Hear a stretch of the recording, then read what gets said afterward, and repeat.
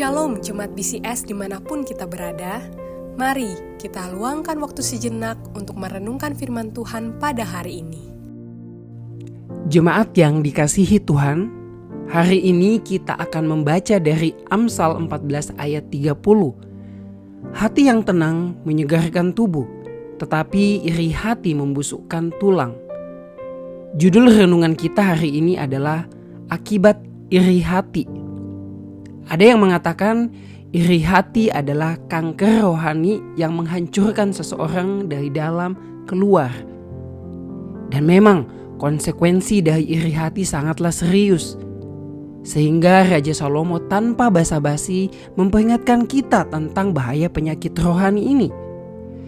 Rasa iri merugikan kita. Ya, sekalipun tidak berdampak apapun bagi orang lain, iri hati tetap akan menghancurkan orang yang mengalami perasaan iri itu. Iri mempengaruhi cara pandang kita terhadap orang lain. Iri menumbuhkan kecurigaan dan kemarahan yang tak beralasan. Iri membuat kita tidak mampu berbahagia untuk orang lain. Dan iri mencuri sukacita kita, karena rasanya selalu ada orang lain yang memiliki lebih banyak daripada kita, dan kita menyesali hal tersebut. Itu sebabnya Salomo mengatakan dengan tepat bahwa iri hati itu membusukkan tulang. Bapak Ibu, iri hati dapat menyerang dengan cepat tetapi halus, bahkan seringkali tidak kita sadari. Ambil contoh Rasul Petrus. Sebelum penyaliban, ia telah gagal. Dia menyangkal Kristus 3 kali. Lalu setelah kebangkitannya, Yesus menyiapkan sarapan untuk Petrus dan beberapa murid lainnya di pantai.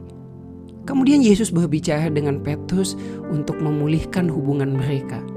Dan Yesus akhirnya mengingatkan panggilannya kepada Petrus untuk mengikuti dia dan untuk menggembalakan domba-dombanya. Bapak Ibu, jika kita bisa bertanya kepada Petrus saat itu, apa yang paling dirindukan hatinya? Jawabannya jelas, ikut Tuhan kemanapun. Tetapi ketika Yesus mulai berkata bahwa suatu hari Petrus akan dipanggil untuk menyerahkan nyawanya bagi Tuhannya, Petrus mulai tergoyahkan.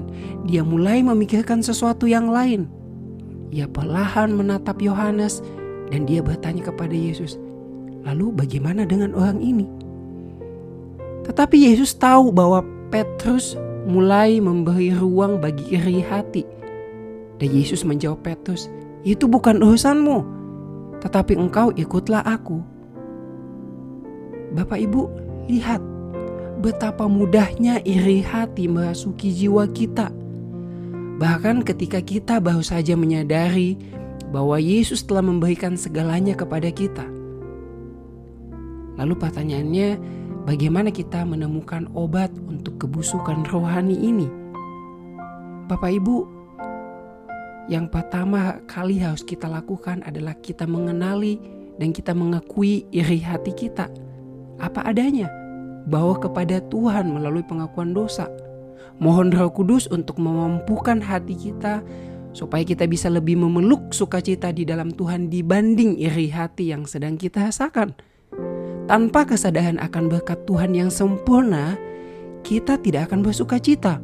Dan tanpa sukacita, hati kita mudah iri hati. Mari Bapak Ibu, kita belajar untuk mengenali dan mengakui iri hati kita dan membawanya kepada Tuhan untuk digantikan dengan sukacita. Mari kita berdoa. Bapa, kami datang kepadamu mengakui bahwa sering atau mungkin sesekali terbesit iri hati di dalam jiwa kami.